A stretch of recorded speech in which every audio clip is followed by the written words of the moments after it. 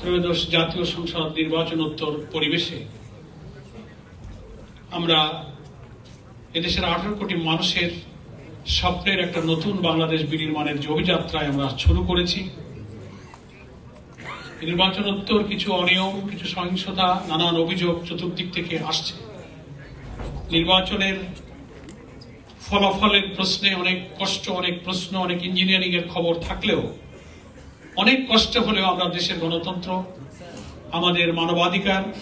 দীর্ঘ 17-18 বছরের দুঃশাসনের বেড়াজাল ছিন্ন করে যে নতুন স্বপ্ন আমরা দেখছি,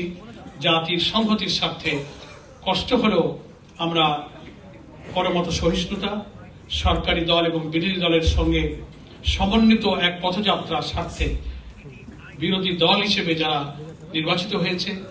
তারা সে ফলাফল কষ্টের সাথে আমরা মেনে নিয়ে আমরা একসাথে